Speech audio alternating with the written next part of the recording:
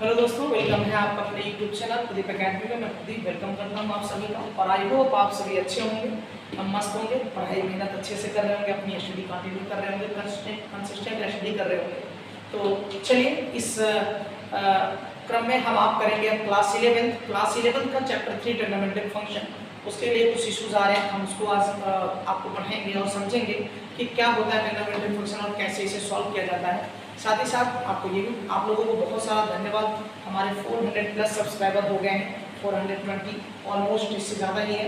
तो 420 plus subscriber होने पर आप सबका बहुत बहुत धन्यवाद। और ऐसे ही सपोर्ट करते रहिए और अपना जो है सपोर्ट बनाए रखें। इन आपके सपोर्ट से हमें भी थोड़ा मोटिवेशन मिलता है, जिससे हमें और अच्छे से काम करने की जो प्रेरणा मिलती रहती है, इंस्पिरेशन मिलता रहता है।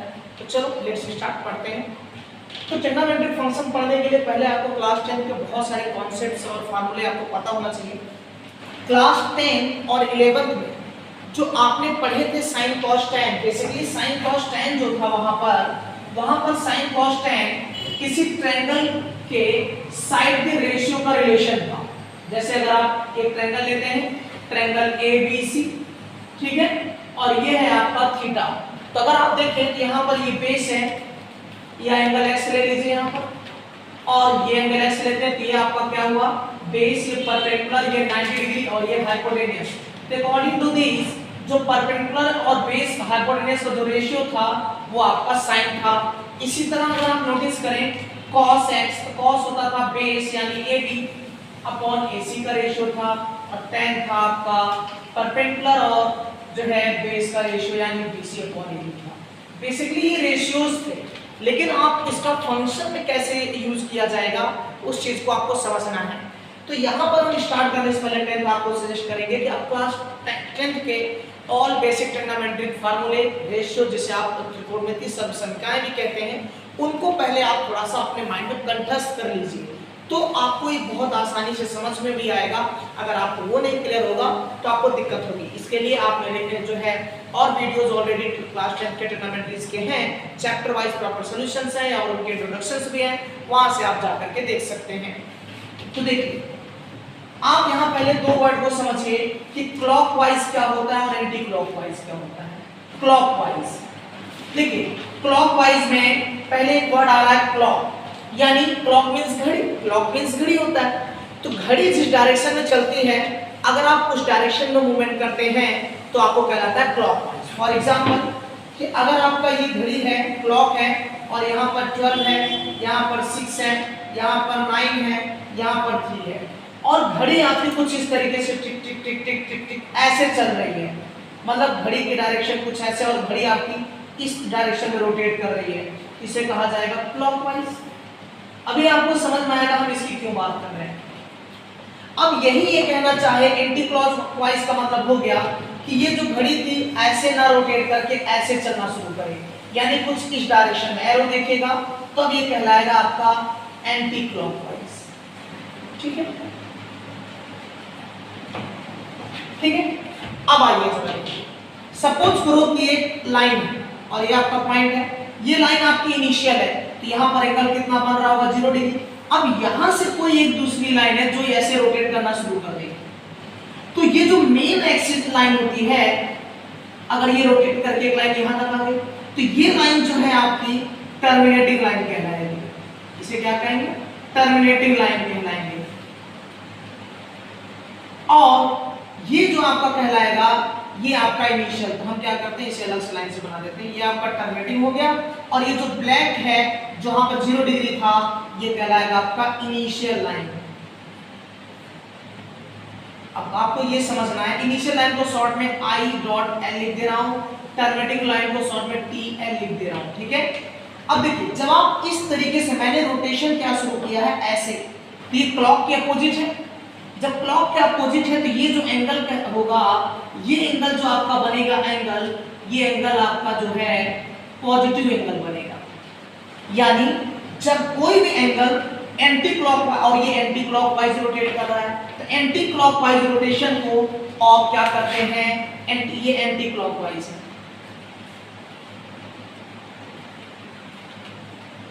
ठीक है।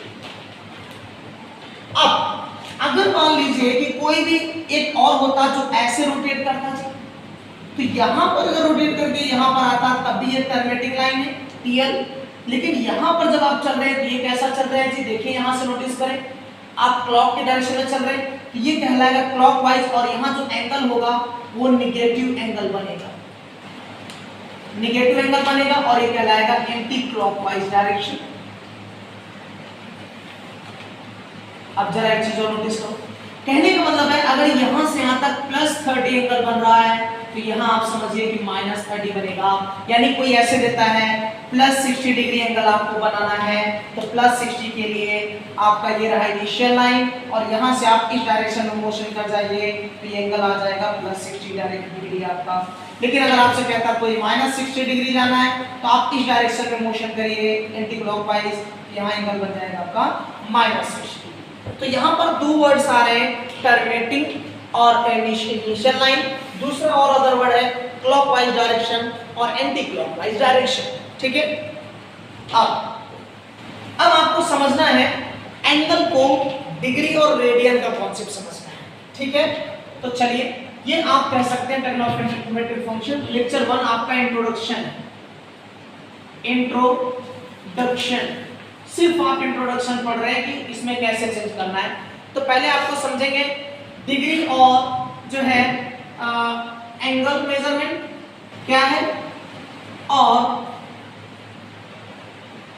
डिग्री मेजरमेंट क्या है, दूसरा चलेगा रेडियन मेजरमेंट।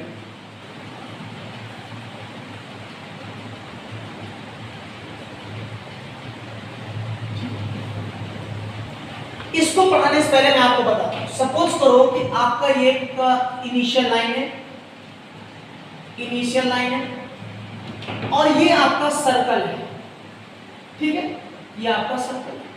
तो इस सर्कल में अगर ये सेंटर होता है तो यहां से अगर आप रोटेट करते हैं और मान लीजिए आप यहां तक आते हैं और इसका नाम लेते हैं पॉइंट A से B तक आप आ जाते हैं, ठीक है।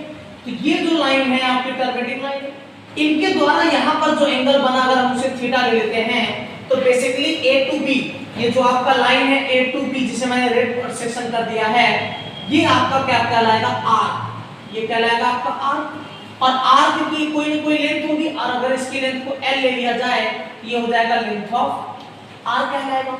तो एंगल होता क्या है बेसिकली,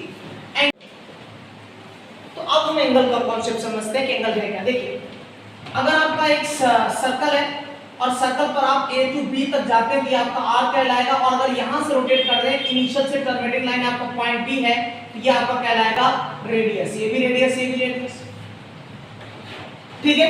तो अब यहां से देखो ये जो थीटा है एंगल है, तो एंगल का फार्मूला क्या आता है, एंगल इक्वल हो गया आपका एंगल थीटा इक्वल हो गया length of R upon radius, यानी लेंथ ऑफ R और रेडियस के रेशियो को आप कहते हैं एंगल। एंगल की जो SI यूनिट होती है, SI यूनिट ऑफ एंगल होगा वो होगा आपका रेडियन, वो क्या होगा रेडियन। कहने का मेरा ये मतलब है कि जब कभी भी आप लेंथ और रेडियस का रेशियो निकालेंगे तो उस समय जो एंगल आएगा वो एंगल आपका कहलाएगा जो है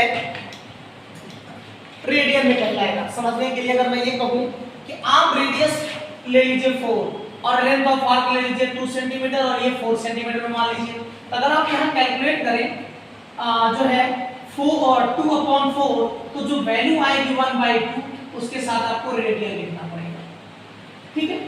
अब रेडियन को इंडिकेट करने के लिए, डिनोट करने के लिए ये रफ कर दे रहा हूँ, वीडियो को पॉज कर लीजिए और नोट डाउन करते जाइए। अब देखिए यहाँ पर रेडियन का जो सिंबल होता है, कभी कभी जैसे आपने लिखा पाई तो पाई रेडियन ऊपर सी लगाते हैं, या फिर समटाइम्स पाई लिखा रहता है तो आप पाई ऊपर सी लगा दीजिए, आपका हो गया रेडियन। तो अब आप ये रिलेशन देखने जा रहे हैं कि किसी भी एंगल पर रेडियन और पाई में क्या रिलेशन होता है, एंगल को रेडियन में कैसे चेंज करेंगे। तो जरा समझिए, अगर आप लेते हैं एक लाइन, देखिएगा यहाँ पर ये स्ट्रेट लाइन है, कि स्ट्रेट लाइन पर जो अगर ये सेंटर मानते हैं तो यहाँ ये आपकी इनिशियल लाइन मान लीजिए, सपोज करो कि आपकी इनिशियल लाइन है, ठीक है, और यहां से ये लाइन रोटेट करते करते करते करते करते यहां तक आ गई, तो ये क्या कहलाएगा आपका, इस पॉइंट से यहां तक टर्मिनेटिंग लाइन कहलाएगा, और ये कहलाएगा इनिशियल लाइन। तो यहां पर जो एंगल बनने वाला है, ये जो एंगल बनेगा ये बनेगा 180, और ये अगर डिग्री अगर हम रेडियन में बात करें तो ये हो जाएगा पाई। और यही चीज अगर मैं यहाँ अलाउ करूँ सेम कि अगर ये आपका सेंटर है, यहाँ सेंटर लेते हो और यहाँ से रोटेट करता है तो ये कहलाएगा इनिशियल लाइन। और यहाँ से जब आप रोटेट करते करते करते यहाँ आ जाओगे तो इस सेंटर से ये वाला सेक्शन आपका कहलाएगा पैरामेट्रिक लाइन। इनके बीच जो एंगल बन रहा है वो स्ट्रेट एंगल है तो 180 हो गया। यानी आप ये कह सकते हो कि 180 डिग्री जो एंगल होगा वो रेडियन में कितने के बराबर होगा? पाई के बराबर होगा। पाई रेडियन या पाई सी लिख दो, पाई रेडियन के बराबर होगा। तो जरा मुझे ये बताओ, यहाँ से एक सिंपल कॉन्सेप्ट निकल के आया कि 180 डिग्री इक्वल पाई रेडियन। और अगर आप देखें तो 180 डिग्री को आप ऐसे लिख दीजिए 180 into 1 डिग्री तो पाई रेडियन, और यहाँ से 1 डिग्री की वैल्यू निकालिए तो क्या आ गया? Pi radian upon 180। यानी आपको एक कॉन्सेप्ट मिल गया कि to convert into angle into degree, angle into radian, angle into radian. Angle को जब आप रेडियन में कन्वर्ट करेंगे always multiply by pi upon 180। समझने के लिए मैं एक एग्जांपल कराऊंगा तब आप समझेंगे। अब आइए, इससे पहले कुछ रिलेशन आपको बता देता हूं। जैसे 1 डिग्री इक्वल 60 मिनट, ये 60 मिनट इसे लिख करेंगे 60 मिनट, ये रिलेशन है। यानी 1 डिग्री के 60 हिस्से कर दो और फिर 1 मिनट इक्वल होता है 60 सेकेंड। और वो जो 1 मिनट आएगा, जैसे मान लीजिए आपका ये रहा और 1 डिग्री आपने इतना छोटा सा बनाया, ये 1 डिग्री है। अब इस 1 डिग्री के भी आप क्या कर दीजिए? हिस्से कर दीजिए कम से कम 60, तो वो आपको कहलाएगा 60 मिनट। और फिर 1 मिनट लीजिए और उसके कितने हिस्से कर दीजिए? 60, तो बन जाएगा 60 सेकेंड। इसे आप पढ़ते हैं डबल यहाँ लगा देते हैं तो हो जाता है 60 सेकेंड्स पढ़ते हैं। ये भी रिलेशन है। तो अब आप देखिए, मैं ये कहना चाह रहा हूँ, जैसे आपको कहता है 45 डिग्री, या चलो मैं 30 डिग्री लेता हूँ। 30 डिग्री इसे रेडियन में कन्वर्ट करना है। ये बताओ, इसे आप ऐसे लिख सकते हैं 30 मल्टीप्लाई 1 डिग्री, कोई पंगा नहीं है। जिस तरीके से आप लिखते हैं कि किलोमीटर इनटू पर मीटर पर सेकंड, किलोमीटर पर आवर से मीटर पर सेकंड में जब चेंज करना हो तो आप जो है 5/18 से मल्टीप्लाई करते हैं। कैसे मैं समझाता हूँ, जैसे 1 किलोमीटर है अपॉन 1 आवर है। अगर आप इसको कन्वर्ट करेंगे ना पूरा, जैसे 1000 अपॉन, चलो बताता हूँ, यहाँ 3600 लिख दिया, आ गया मीटर पर सेकंड आपको मिल गया। अब इसे सॉल्व कर दीजिए तो 5/18 आया। यानी 5/18 किसमें है? मीटर पर सेकंड में। और यही वैल्यू किसके बराबर है? ये this value equal to 1 kilometre पर 1 आवर। अब आपसे कभी कहता है कि आप 90 किलोमीटर पर आवर को चेंज कर दीजिए मीटर पर सेकंड में, तो आप मुझे ये बताओ, इस किलोमीटर पर आवर को 90 into 1 किलोमीटर पर आवर तो है ही इसमें, क्योंकि 1 का प्रोडक्ट कभी सभी में होता है। अब इस 1 किलोमीटर पर आवर को जब आप सॉल्व करते हो तो मीटर पर सेकंड में डायरेक्टली वैल्यू कितनी आती है जी? 5/18 आती है। तो आप उसी से मल्टीप्लाई कर देंगे, यहाँ लिख देंगे 90 मल्टीप्लाई 5/18, जो कि कन्वर्ट हो गया आपका मीटर पर सेकंड में। 18 1 18 5 जा तो आ गया 25 मीटर पर सेकंड। सिमिलरली मैं यहाँ कहना चाह रहा हूँ कि इसमें 1 डिग्री तो है ही, तो आप इसे ऐसे लिख सकते हैं, या फिर आप डायरेक्ट देखो 30 डिग्री है और 1 डिग्री को पाई बाय रेडियन में कन्वर्ट करने के लिए मल्टीप्लाई 1/180 कर दीजिए, तो कट कर दीजिए, कितना है?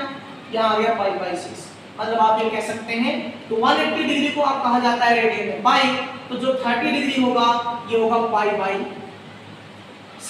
वैसे भी देखो 30 का 6 180 का 6, ये देखो मैं ये बताना चाह रहा हूँ 180 के कि जब 6 हिस्से करोगे तो एक हिस्सा 30 डिग्री के बराबर होगा।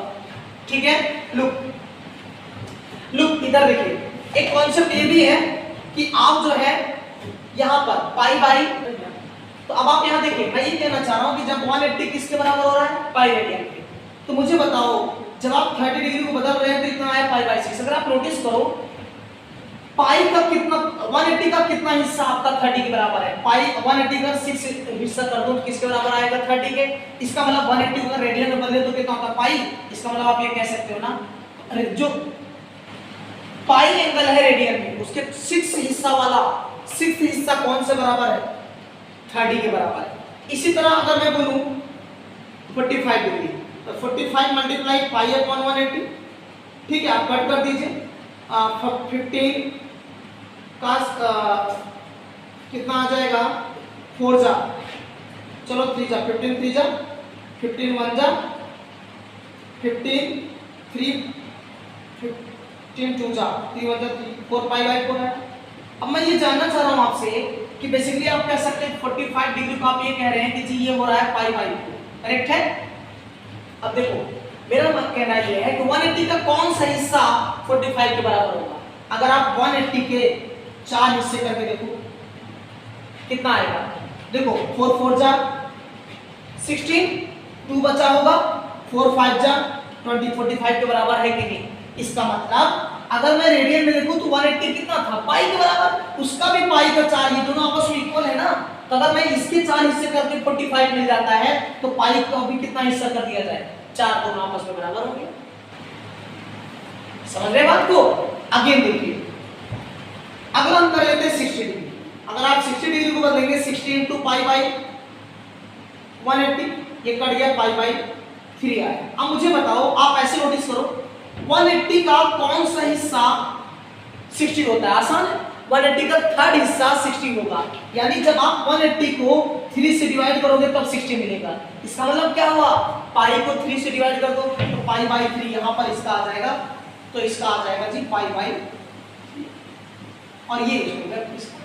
तो आसानी से आप 90 45 217 सभी को कन्वर्ट कर सकते हैं और आप कर लेना, देखेंगे फिर आप कैसे करते हो, ठीक है। तो इस तरीके से आपका ये आसानी से कॉन्सेप्ट क्लियर होता है कि एंगल मेजरमेंट क्या है, रेडियन मेजरमेंट क्या है और उसे आप कैसे कन्वर्ट करेंगे, ओके।